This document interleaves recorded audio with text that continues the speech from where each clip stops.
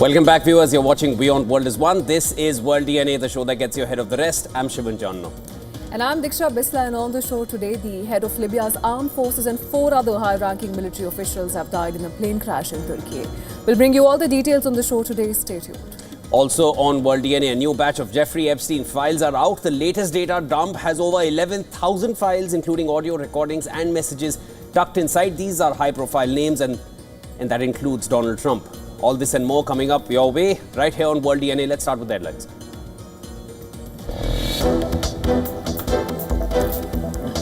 Trump administration changes H-1B work visa selection process, replacing lottery system with wage and skill-based approach. New rule aims to protect US wages and job opportunities. Changes to take effect in February.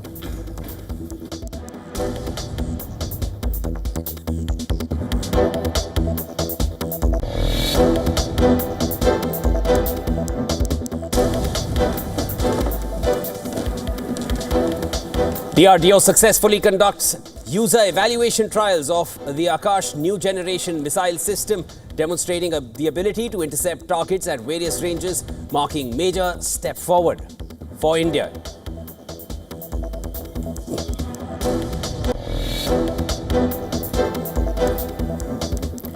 Head of Libya's armed forces and 4 senior military officials die as their Falcon 50 jet crashes shortly after taking off from Turkey's capital Ankara. Aircraft's wreckage has been found. 3 crew members are also killed in the crash.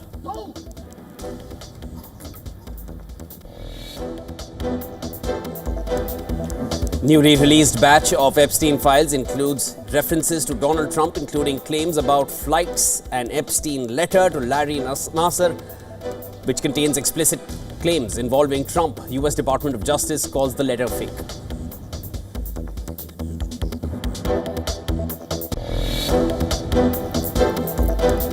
Ukraine pulls out troops from eastern town of Seversk after intense fighting as Russian strikes kill 3 civilians and leave thousands without power. Zelensky says strikes show Moscow has no intention of ending the war.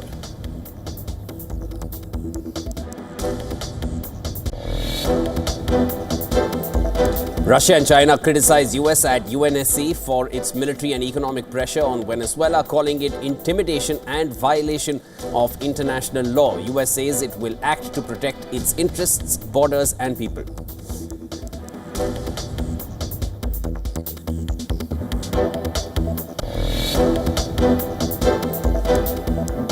Belgium joined South Africa's case at International Court of Justice, accusing Israel of committing genocide in Gaza. Several countries, including Brazil, Colombia and Turkey, have already joined the case.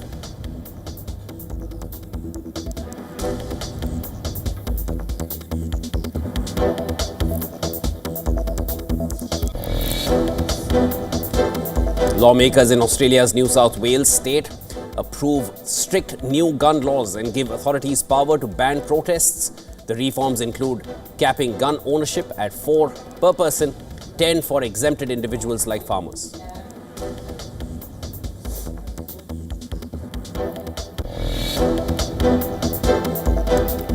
The US economy grows at the fastest pace in 2 years in the July to September period, with GDP expanding at a 4.3%. Robust consumer spending, rising exports and business investment drive growth even as momentum shows sign of fading. And this is amid cost pressures and a recent shutdown.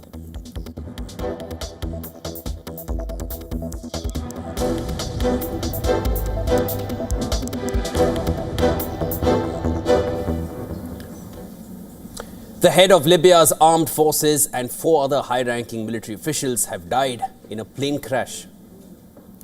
Now, according to officials in Turkey's capital and Tripoli, the Falcon 50 crashed shortly after taking off from Ankara. And Lieutenant General Muhammad al-Haddad on Tuesday had held talks with his Turkish counterpart and Turkey's Defense Minister Yasir Güler in Ankara. He was returning to Tripoli after the meeting. Turkish Interior Minister said Haddad's jet took off from Ankara's Esenboga airport at 17:10 GMT and contact was lost 42 minutes later. The aircraft had issued an emergency landing notification near Haymana, which is about 74 kilometers from Ankara, but contact could not be re-established. Several Turkish media outlets broadcast images show the sky lit up by an explosion not far from the location where the aircraft sent a signal. Ankara Chief Prosecutor's Office has launched an investigation into the incident. A senior Turkish official said the plane requested an emergency landing because of electrical failure. Libyan Minister of State for Communication and Political Affairs told local television channels that the Turkish government informed his government of the incident.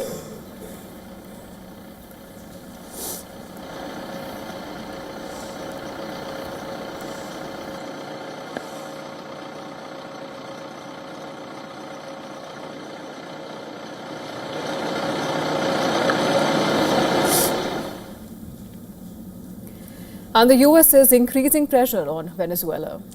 Well, it is seizing oil tankers to enforce a naval blockade and adding more troops and special operations aircraft to its deployment in the Caribbean, while strikes against alleged drug boats continue further. Russia and China have criticized the US tactics at the United Nations, calling it cowboy behavior and intimidation. Venezuela had requested an emergency meeting of the UN Security Council with the backing of Moscow and Beijing. Russia's ambassador to the United Nations, Vasily Nebenzia, has said that the acts by the US side run counter to all key norms of international law. He warned that US could target all unfriendly Latin American states in the future.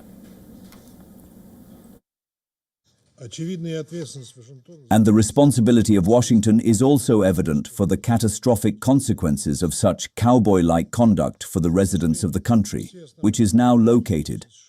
Unfortunately, we have every reason to believe that these are not one-off acts by the US vis-à-vis Venezuela.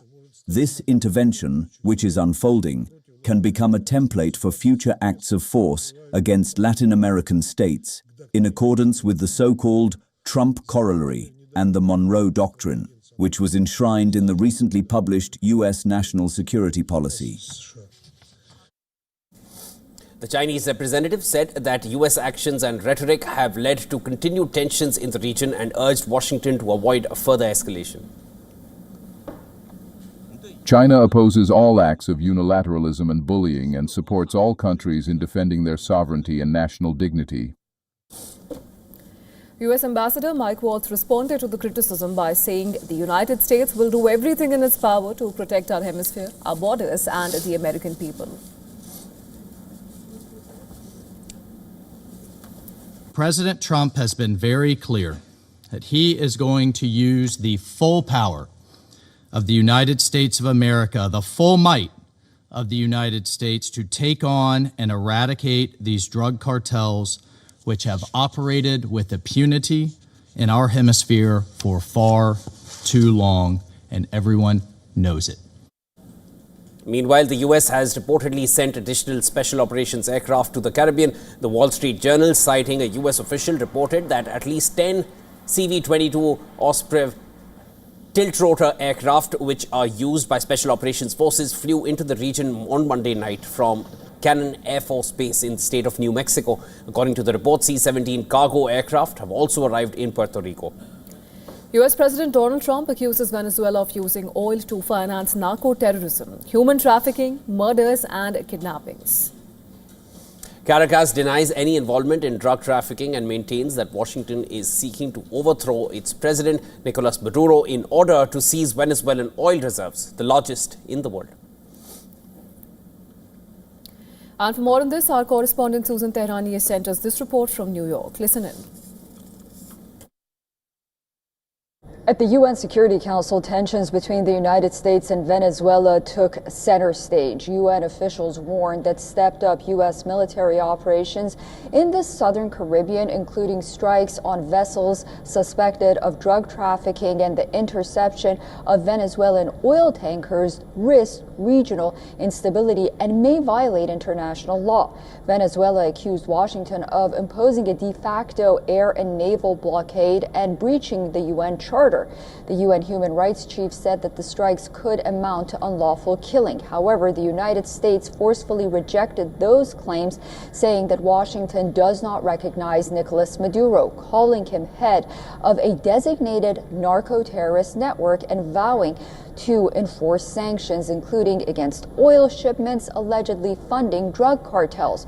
Russia's envoy to the UN condemned the U.S. blockade as illegal and, quote, a real act of aggression that could set a dangerous precedent, backing Venezuela's call for council action. China similarly voiced opposition and called for a more measured approach and urged restraint and dialogue. Susan Tehrani reporting from New York for WION World is One. Well, a new batch of Jeffrey Epstein files are out, and the latest data dump has over 11,000 files, including photos, videos, emails, audio recordings, and messages. Now, some of these files are heavily redacted, as one has seen in the past as well, but tucked inside are several high-profile names, including the US President Donald Trump. Now, the files released on Tuesday contain numerous references to the US President, sharpening scrutiny of his long-acknowledged past association with Epstein. The most concrete new detail is an internal email dated January 7, 2020 from a New York prosecutor, and it says that flight records showed Trump took 8 trips on Epstein's private jet between 1993 and 1996. Well, the email also says that Ghislaine Maxwell was aboard at least 4 of those times, of those flights. It also describes one flight where the only passengers were Epstein, Trump, and an unidentified 20-year-old whose name is redacted. Now, it is important to note that Trump's name and photographs in the files does not directly mean his involvement in Epstein's sex trafficking crimes. Trump has long denied any wrongdoing, and the Justice Department reiterated that some claims in the files are false. Well, Justice Department also said that a released document making a crude reference to Trump purportedly written by Epstein is fake, and the card was purportedly addressed to Larry Nassar, who is serving a life sentence for abusing hundreds of girls. The letter's author writes that our president shares our love of young, nubile girls, and the sentence that had no verified context but had captured media attention. The note was allegedly written in 2019, just before Epstein's death. The agency said the FBI concluded that the writing does not appear to match Epstein, and it was postmarked 3 days after Epstein's death out of Northern Virginia. Well, Epstein at the time of his death was incarcerated in a New York jail. It also did not include his inmate number as requested for the outgoing mail. The Justice Department said that his fake letter serves as a reminder that just because a document is released by the Department of Justice does not make the allegations or claims factual. Well, earlier Trump had claimed that people who innocently met Epstein in the past risked having their reputations ruined.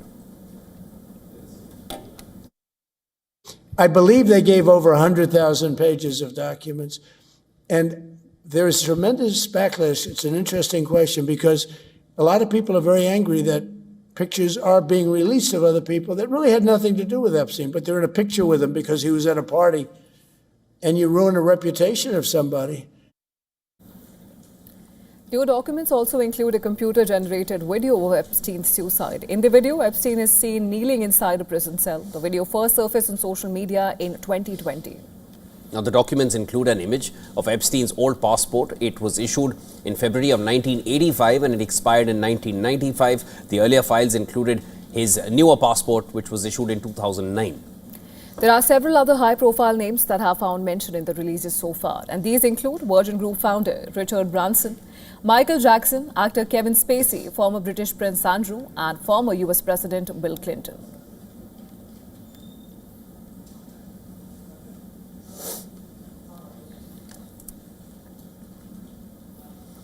And Russia is stepping up its assault on Ukraine even further with unrelenting force.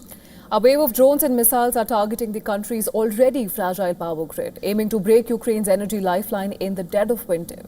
Across towns and cities, families huddle in the chill, Christmas trees stand shadowed, and New Year's illuminations dim as blackouts spread. Take a look at our next report for more details.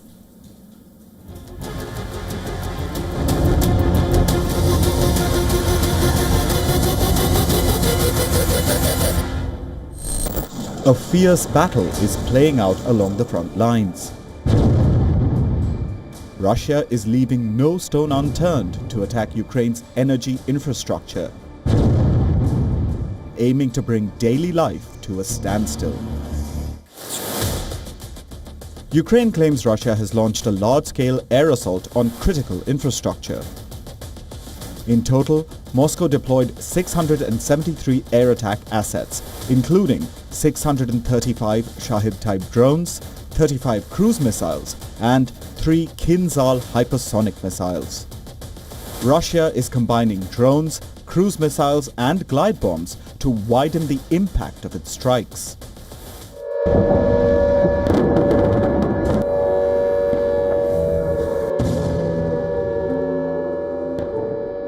In Kyiv, air raid sirens echoed through the city as residents rushed to shelters.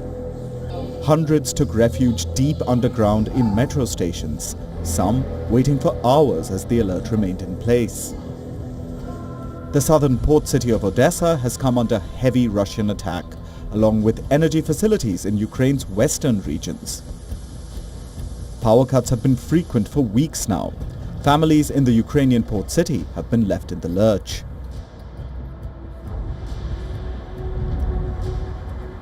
Why? Because we live in a building that has no gas, which means that when we have no electricity, we have no water and no heating. It may be plus 5 degrees outside at night, but in 10 to 12 hours the house gets cold very quickly and you can't heat your flat on your own. Ukrainian officials say the pattern of attacks points to a strategy aimed at exhausting air defenses while keeping pressure on critical infrastructure. President Volodymyr Zelensky warns that Russia often escalates attacks around symbolic dates, including Christmas. As the fighting rages, US President Donald Trump says the peace talks are going along. So we stopped 8 wars, and I thought this would be in the middle of the pack, but maybe easy, but in the middle of the pack.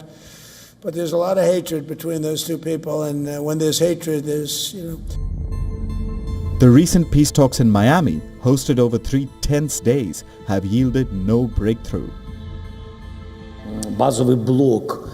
There are some things we're not ready for. There are things, I'm sure, that the Russians are not ready for. The Americans have now stayed on to negotiate with representatives of Russia. They will talk, and then we will receive feedback from them. They've received all the information from us.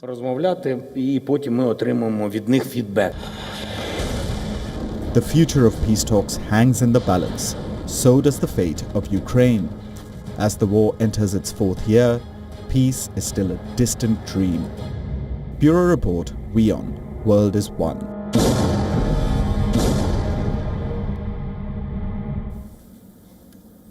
And Chernobyl faces renewed danger. Well, the plant's director has warned that a Russian strike could collapse the internal radiation shelter at the defunct nuclear site in Ukraine. Kiev has accused Russia of repeatedly targeting this facility, which is the site of a 1986 meltdown that is still the world's worst ever nuclear disaster. In an interview, plant director Sergei Taraknov said fully restoring the shelter could take 3 to 4 years and warned that another Russian hit could see the inner shell collapse. If a missile or drone hits it directly or even falls somewhere nearby, for example, an Iskander, God forbid, it will cause a mini earthquake in the area. And no one can guarantee that the shelter facility will remain standing after that. That is the main threat. The remnants of the nuclear power plant are covered by an inner steel and concrete radiation shell known as the sarcophagus. It was built hastily after the 1986 disaster. The modern high-tech outer shell was installed in 2016 to prevent radioactive leaks and is called the new safe confinement structure. Now, this structure was badly damaged in a Russian drone strike in February. The attack caused a fire and punched holes in the structure. Earlier, the International Atomic Energy Agency, IAEA, the nuclear watchdog, said that the shelter has lost its primary safety functions, also its ability to fully contain radiation. While load-bearing structures remain intact, the IAEA said urgent restoration is essential to prevent long-term nuclear risks. But for now, the radiation remains stable and within normal limits. Temporary fixes have sealed more major damage, but hundreds of smaller holes still need permanent repair. Moscow had briefly occupied Chernobyl at the start of the war before withdrawing weeks later.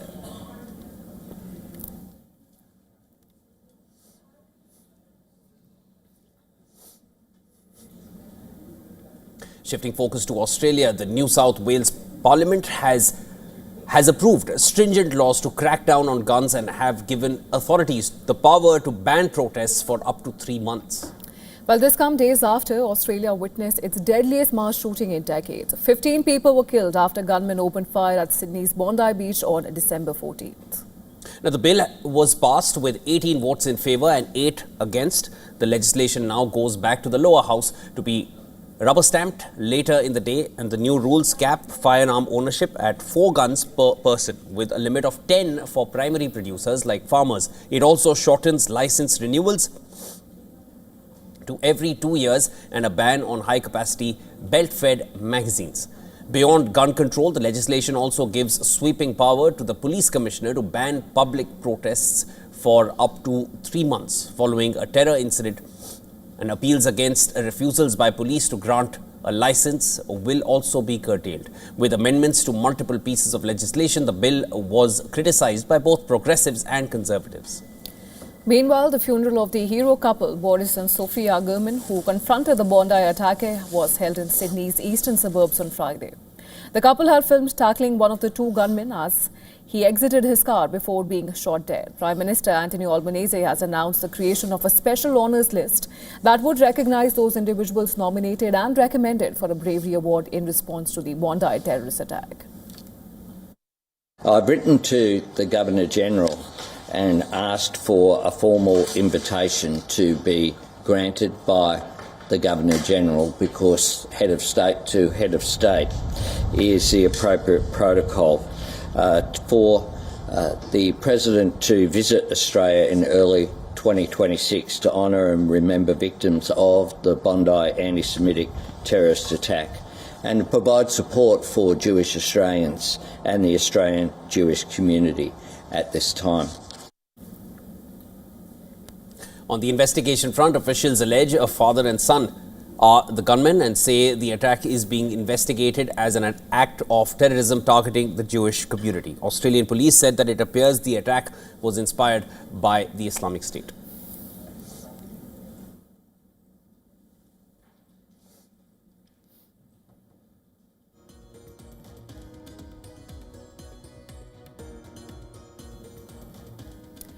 Turkey's Konya province is facing a unique crisis. Close to 700 sinkholes have emerged. This is in the country's central agricultural region, leaving scores of farmers in distress. Konya is often described as a part of Turkey's breadbasket, as this region's output has a major impact on the country's food supply. The damage due to sinkholes is not merely limited to a single season's harvest. It also results in loss of farmland and soil productivity. Weighing in on this phenomenon, farmers observed that sinkholes began appearing a few years ago. They expressed concern as the ground can sink in a day's time or even take 2 to 3 decades.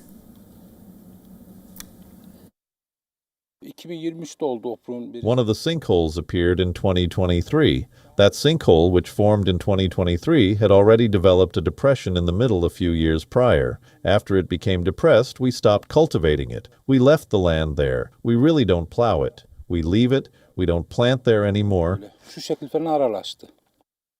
Geology professor Fethullah Arek, who is studying sinkholes at the Konya Technical University, pinned the blame on climate change and drought. He flagged the yearly reduction of the groundwater level.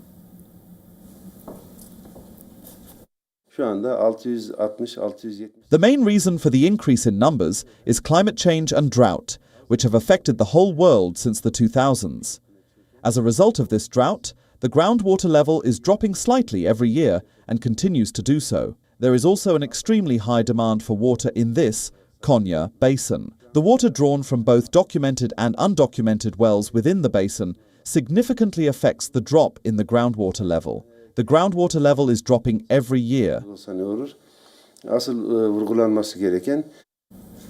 Then he added that the yearly pace of receding groundwater levels has reached 4 to 5 meters as compared to 0.5 meters per year in the 2000 to 2010 decade. This in turn resulted in farmers digging more wells. He added that there are around 120,000 unlicensed wells now, whereas the licensed ones amount to 40,000.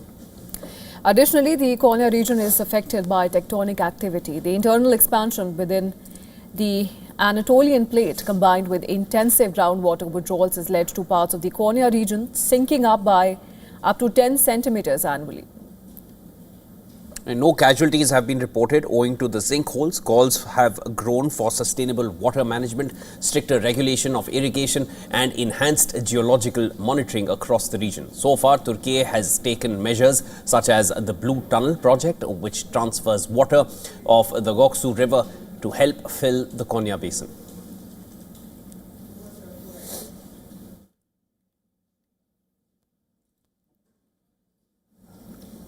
And for decades, it's been a common sight in kitchens and seafood restaurants. Lobsters, crabs dropped alive into boiling water. Now, England is set to ban the practice under sweeping animal welfare reforms. Under the proposed reforms, killing lobsters by boiling them alive will be outlawed. Restaurants and suppliers are asked to use more humane alternatives for killing the species. Now, the practice is already illegal in Switzerland, Norway and New Zealand. The prohibition follows legislation passed under the previous Conservative government in 2022. It recognizes that crabs, lobsters, crayfish, octopuses are sentient creatures. They are capable of experiencing pain, fear and distress. The welfare strategy also sets out a series of protections for pets, farmed animals and wild animals. It includes plans to ban trail hunting for fear that it is being used as a cover for chasing live foxes, as well as to tighten protections which are aimed at stopping cruel breeding practices such as puppy farming. However, the National Farmers Union has raised concerns about unintended consequences of such bans, fearing British farmers could be undercut by imports from countries with lower welfare standards.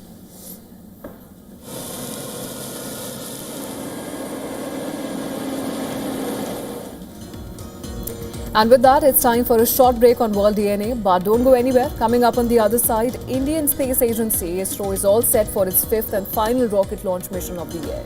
The launch vehicle Mark III will perform a commercial launch for a US customer.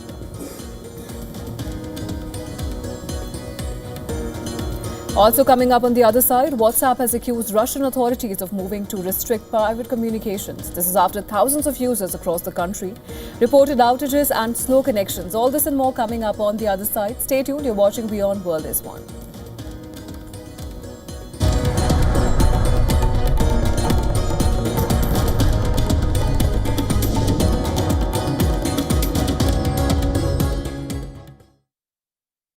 Rashtriya Swayamsevak Sangh. To some, it's an extreme ideology. To others, it's the very soul of India. To some, it's rebellion. To others, it's a principle of nation building. Coming soon to challenge perceptions in RSS Centenary Year, Kesariya at 100. WION, India's global voice, the channel that brings you the biggest stories from across the world through India's lens. Now available in more than 190 countries worldwide. Because we believe that the world is one. Watch us in Africa, Europe, USA and Canada, South America, Asia Pacific, Middle East and North African regions. Also available on these digital platforms across the world. WION. World is one. Where darkness hides behind every corner. Where the truth is stranger than fiction. A show that dives deep into the stories which shock and mystify. Unsolved murders. Psychopaths who defy explanation. International war crimes, and millions swindled in financial fraud. The victims, the accused, and the sinister plot. Crime is your front row seat to darkness.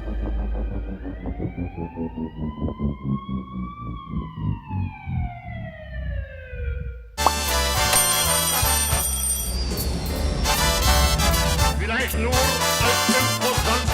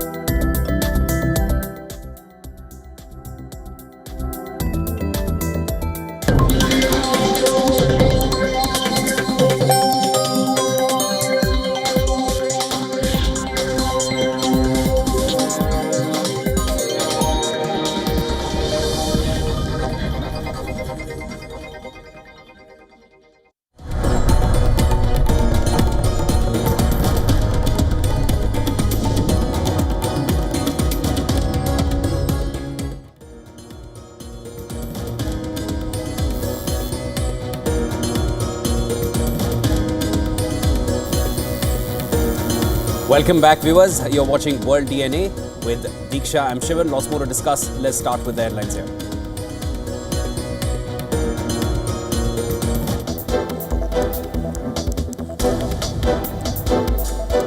ISRO to launch Bluebird Block 2 communications satellite aboard LVM-3M6 rocket from Sriharikota shortly. The mission, under a deal with the US firm AST Space Mobile, aims to provide high-speed cellular broadband.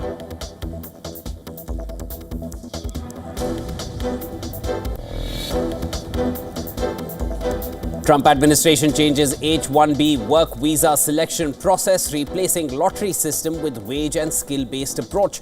New rule aims to protect US wages and job opportunities. Changes to take effect in February.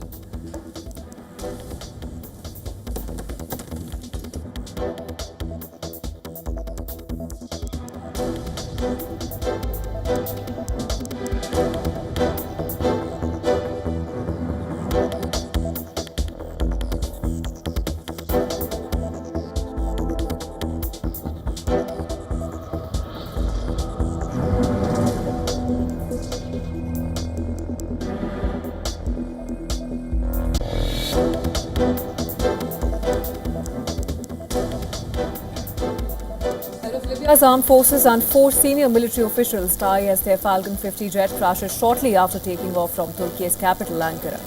Aircraft wreckage has been found. 3 crew members also killed in the crash.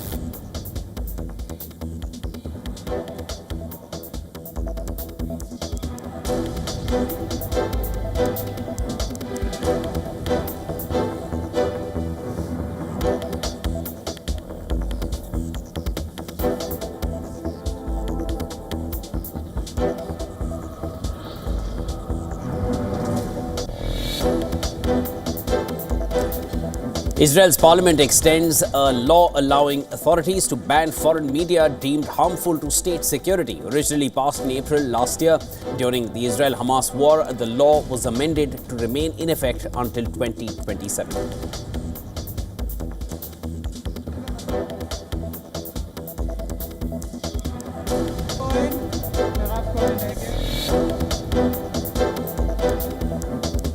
Newly released batch of Epstein files includes references to Donald Trump, including claims about flights, an Epstein letter to Larry Nassar, which contains explicit claims involving Donald Trump. US Department of Justice calls the letter fake.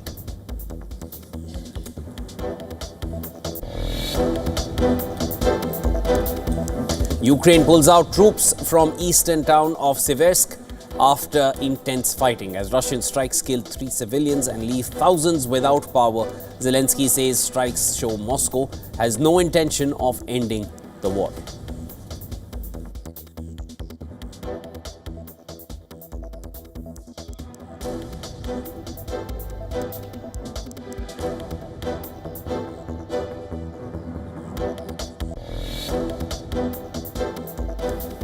Russia and China criticize US at UNSC for its military and economic pressure on Venezuela, calling it intimidation and violation of international law.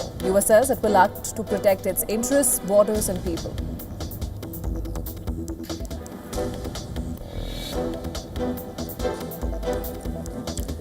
Wall Street hits fresh record highs led by gains in the S&P 500. Strong US GDP data lifts risk appetite even as investors scale back expectations of further Federal Reserve interest rate cuts.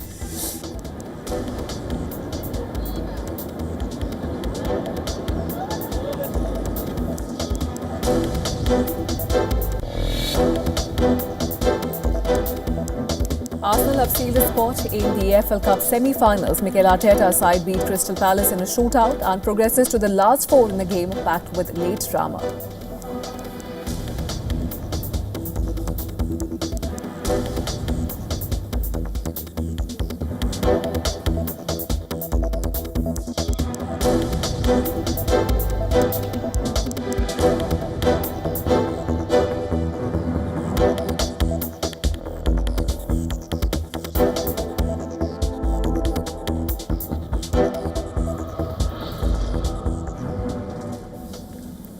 India's most powerful rocket is all set to roar again. Indian Space Agency ISRO is all set for its 5th and final rocket launch mission of the year. Well, a short while Later, India's most capable rocket, the launch vehicle Mark III, will perform a commercial launch for a US customer. The mission is being facilitated by New Space India Limited, the commercial arm of ISRO. The LVM-3 rocket will be carrying the Bluebird 6 satellite designed and developed by the American firm AST Space Mobile. The satellite weighs 6,100 kilograms, the heaviest payload India has ever launched.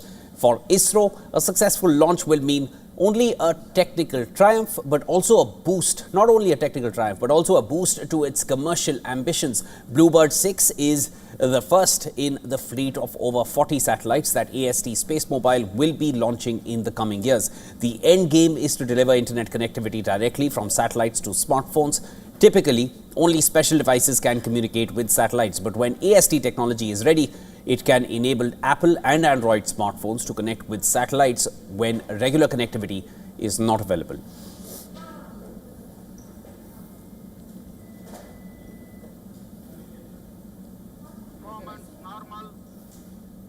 India's largest operational launch vehicle, the LVM-3, is about to undertake its 9th launch mission. This is going to happen in less than an hour from now, and this launch is special because it will be carrying the heaviest payload to be lifted from Indian soil, about 6,100 kgs. The Bluebird 6 satellite is expected to lift off from here. It belongs to the American firm AST Space Mobile. This is a firm that has a vision to disrupt the global telecom industry. Typically, everybody uses satellite phones which are bulky and which have large antennas. These are phones that don't fit in your pocket, and in many countries, satellite phones cannot be owned and used by civilians. In India also, that's the case. Civilians cannot use satellite phones.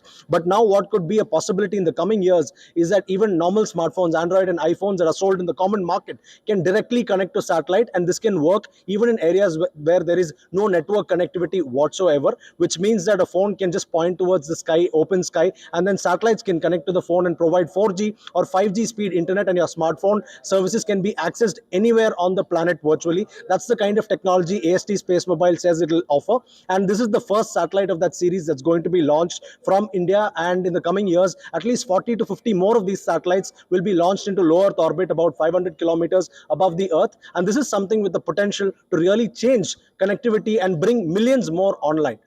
From Satish Dhawan Space Center, Sriharikota, Siddharth MP, WION World is One. A South Korean rocket exploded with a massive blast after a minute of its launch on Monday. Well, it was a key moment for the country's commercial space sector, as this was the first orbital launch attempt by a private South Korean company, InnoSpace. Hanbit Nano, a rocket launched by InnoSpace, was heading to space on its first commercial launch mission. The launch was initially delayed by a few hours due to bad weather. It was finally launched from the Alcântara Space Center in Brazil at 10:13 p.m. local time. Reports suggest that the rocket disintegrated after liftoff and crashed back on Earth. The company shut its webcast in wake of the incident and offered no further details as of now on the launch failure, apart from conceding that an anomaly had occurred. Now, the Hanbit Nano rocket is a two-stage space launch vehicle with a height of 57 feet. Its first stage is powered by a 25-ton thrust hybrid engine, whereas its second stage employs a 3-ton thrust engine. Depending on its mission, the second stage can utilize various types of engines. Is designed to deliver up to 90 kilograms of payload to a 500-kilometer sun-synchronous orbit. On its debut launch, it carried 5 small satellites for customers from Brazil and India and 3 technology demonstrating payloads. While this attempt didn't succeed, this marks South Korea's entry into the private space launch race dominated by countries like US, China and Russia. Founded in 2017, InnoSpace is also developing 2 more powerful rockets, the Hanbit Micro and Hanbit Mini.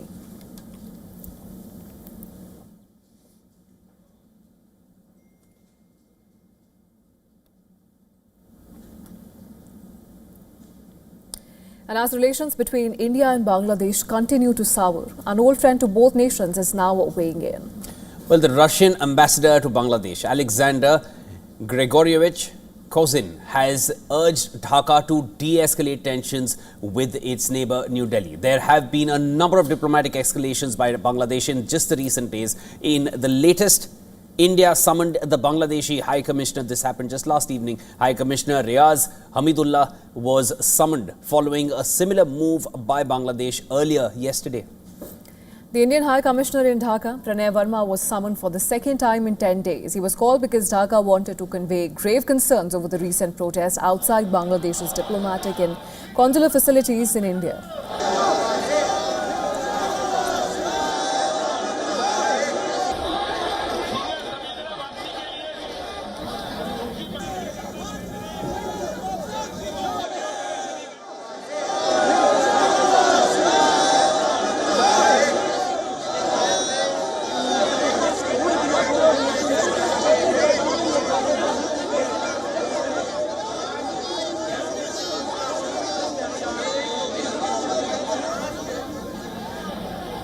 Protests have been taking place in India as well over the recent lynching of a Hindu man in Bangladesh named Dipu Chandra Das, who was killed on the 18th of December following accusations of blasphemy, and there was no proof found of those accusations later. Well, the protests outside the Bangladesh High Commission in New Delhi drew hundreds of demonstrators. Some of them broke through barricades around the facility, but they were stopped from reaching the High Commission building. They were then taken into custody. India has maintained that it has kept the Bangladeshi diplomatic facilities safe as required by the Vienna Convention on Diplomatic Relations, but Dhaka has reacted sharply to the protests in India, putting out regular statements of concern and summoning the Indian envoy in Dhaka twice so far. Well, Bangladesh has also suspended all visa and consular services in New Delhi and the city of Siliguri. That's where major protests took place. It is amid this intense backdrop that the Russian ambassador made his remark at a press conference at the Russian embassy in Dhaka. Kozin said, I quote here, "The sooner you reduce the tension, the better, because historically since 1971 when Bangladesh gained independence, it was mostly because of Indian help." This is exactly what he said. He also reminded Bangladesh that Russia had played its part in its liberation and that India, Bangladesh and Russia should continue to work shoulder to shoulder. Now let's tell you a bit of history here. India played an instrumental role in helping Bangladesh get its independence from Pakistan in 1971. Between 1947 and 1971, what is today known as Bangladesh was called East Pakistan. The people of East Pakistan suffered decades of repression and neglect from the authorities in Islamabad. And even when an East Pakistani army, the Awami League, swept elections in 1970, the region was not given the power it was due. Instead, Islamabad launched Operation Searchlight in March 1971, which led to mass killings and arrests in East Pakistan. That is what ignited the Bangladeshi freedom struggle. On the 3rd of December, Islamabad launched Operation Genghis Khan, targeting 11 Indian airfields, and this is when India decided to officially enter the war on the side of the Bangladeshi revolutionaries. But Pakistan wasn't without its friends. The US sent a part of its 7th Fleet Task Force 74 to the Bay of Bengal. It was led by what was then the world's largest aircraft carrier, the USS Enterprise. America also sent several guided missile destroyers and other ships as part of this task force. The goal was to intimidate India, get New Delhi to back off and allow Pakistan to quash any hopes of Bangladeshi freedom. But the Americans weren't prepared to deal with India's old friend, the Soviet Union. New Delhi sent an urgent message to Moscow and asked for help dealing with the Americans, and the Soviets came through. They dispatched nuclear-armed submarines and destroyers from Vladivostok in the Far East. The Russian fleet moved to intercept the Americans before they could even reach India, and the Russian submarines encircled the US Naval Task Force and prevented the Americans from threatening India.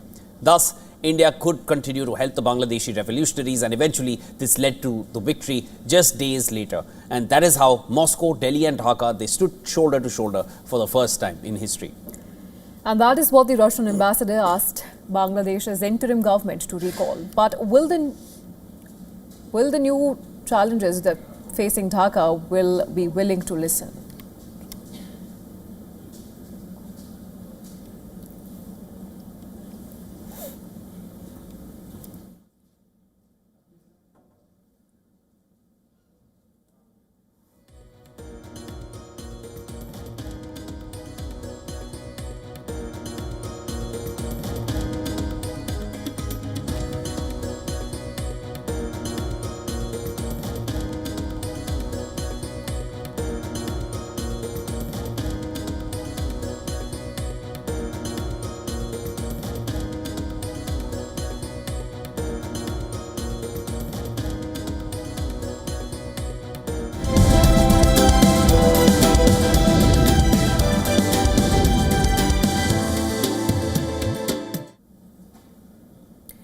gold keeps scaling new highs. Now $4,500 an ounce is within sight. Well, at the current rate, gold with Indian households is worth nearly $5 trillion, and that is the magical figure the Indian government is touting the economy to reach by 2030. So if the Reserve Bank of India were to buy all the gold held by Indians at the current price, it would be more than over $4 trillion of the country's current GDP. The Morgan Stanley report puts gold in Indian households at 35,000 tons. Now, the report released ahead of Diwali highlights how deeply gold is woven into India's culture and economy. Rising prices and generational investment habits have pushed Indian families to accumulate unprecedented wealth in gold. Analysts say this massive holding demonstrates India's long-standing trust in tangible assets over volatile markets as the world grapples with economic uncertainty. India's gold obsession stands as both a cultural tradition and a symbol of financial security. Now, while gold is a symbol of prosperity, security and crucial for weddings and festivals, silver is not too far behind either. There is no official data on how silver Indian households have. Still, many analysts put that estimate to be as much as gold. And if true, that adds to India's staggering wealth in precious metals. Gold was last trading near $4,500 an ounce, extending gains after its biggest one-day jump in more than a month. Still, silver has surged more than 140% this year to a new high of over $72 an ounce, far outpacing gold's over 70% dramatic surge this year. Both precious metals have surged due to escalating geopolitical tensions and are on track for their best annual performance since the 1979 oil crisis. More importantly, silver at above $72 an ounce continues to trade higher than global crude benchmarks. Brent was last changing hands at the touch above $62 a barrel, and US oil was close to $58.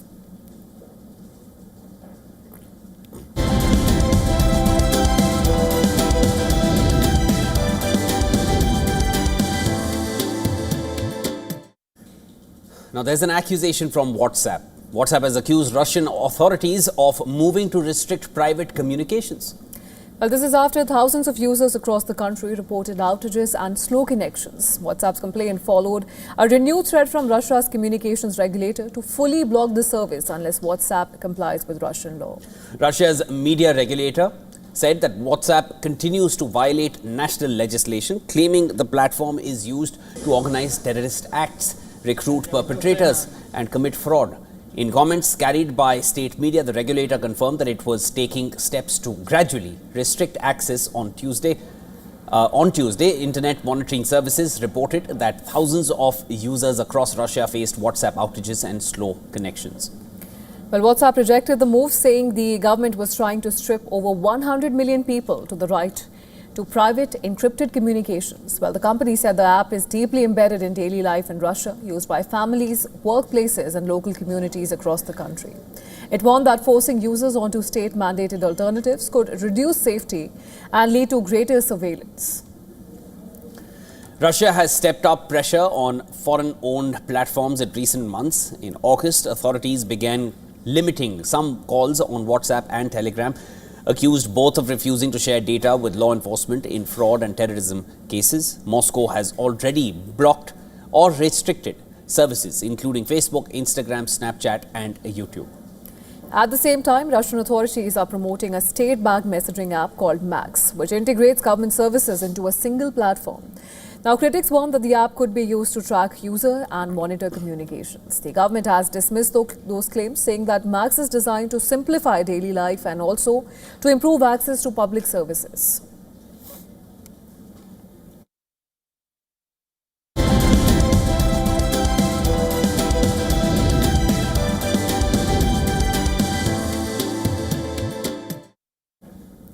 Now, shifting our focus to the world of sports, 2021 champions Senegal are off to a winning start at the Africa Cup of Nations. A Nicholas Jackson brace and a strike from Sheriff Ndie helped the Teranga Lions cruise past Botswana 3-0 in a Group D clash. Now, torrential rain greeted Senegal and Botswana as they walked on to the pitch at the 75,000-seat stadium, the largest by capacity of the 9 venues being used in Morocco for the tournament. Senegal, who are ranked 19th in the world, 119 places above their opponents, made a bright start and created a number of chances to break the deadlock. Nicholas Jackson, Sadio Mane and Ilman Ndiaye all came close to opening the scoring. Senegal's endless pressure finally reaped reward in the 40th minute when Jackson found the back of the net. The 24-year-old all but secured the 3 points for the 2021 champions. When he doubled Senegal's lead in the 58th minute, Senegal took their foot off the pedal after that, but still found the back of the net once more. The Sheriff Ndiaye finished off a 9 move in the 90th minute. The victory takes Senegal to the top of Round D on goal difference, ahead of the Democratic Republic of Congo, who beat Benin 1-0 in Rabat earlier. Senegal, national goal for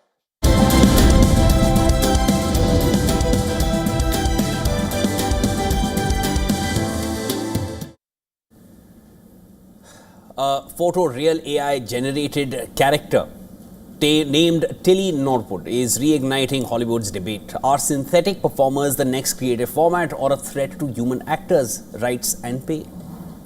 Now, Tilly Norwood is the flagship creation of Particle 6, a London-based AI production studio. Founder Eileen van der Velden says the idea took shape after a surge in AI-made online personalities. After years of experimenting with artificial intelligence, the team set out to build a character with a distinct name, look and personality, bringing Norwood to life. In February 2025, I had seen lots of AI influencers pop up, and we'd been experimenting in AI for the past 3 years, and I thought it'd be really fun to create a computer-generated AI character. And so we thought long and hard about what she should be called and what she should look like and what her personality would be like, and that is who became Tilly Norwood. Norwood's profile rose sharply after she was unveiled in September at an industry event in Zurich, appearing in a short parody about creating an AI-generated television show. In clips released from the project, Norwood introduces herself as the world's first AI actor, a label that has drawn huge attention and significant backlash. SAG-AFTRA, the US union representing around 160,000 performers and media workers, has condemned the idea of replacing people with what it calls synthetics, insisting creativity should remain human-centered. The union argues that these systems risk being trained on performers' work without consent or compensation. Weldon says that critics often misunderstand the goal, assuming AI is meant to replace actors altogether. Concerns over AI are also being echoed by stars in effect-heavy films. At a Los Angeles event for Avatar Fire and Ash, actor Zoe Saldana warned that the lack of regulation leaves the technology open to misuse or even being weaponized.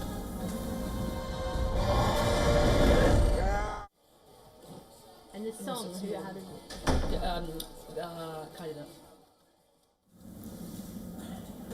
Well, that's all we had for you in this edition of World DNA. And before we slip into a short break, here's a quick look at all the climate stories making headlines across the world. Stay with us. This is WION World is One.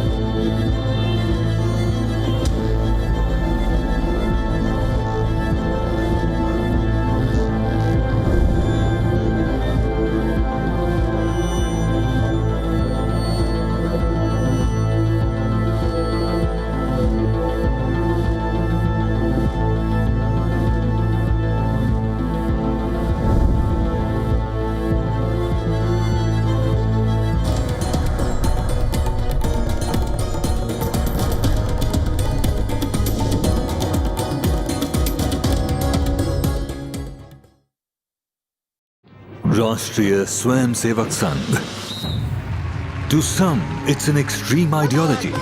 To others, it's the very soul of India. To some, it's rebellion. To others, it's a principle of nation building. Coming soon to challenge perceptions in RSS Centenary Year, Kesariya at 100. WION, India's global voice, the channel that brings you the biggest stories from across the world through India's lens. Now available in more than 190 countries worldwide. Because we believe that the world is one. Watch us in Africa, Europe, USA and Canada, South America, Asia Pacific, Middle East and North African regions. Also available on these digital platforms across the world. WION, World is One. Where darkness hides behind every corner.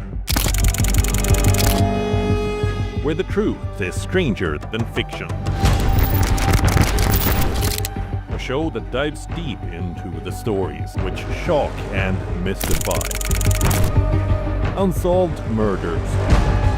Psychopaths who defy explanation. International war crimes. And millions swindled in financial fraud. The victims, the accused, and the sinister plot. Prime is your front row seat to darkness.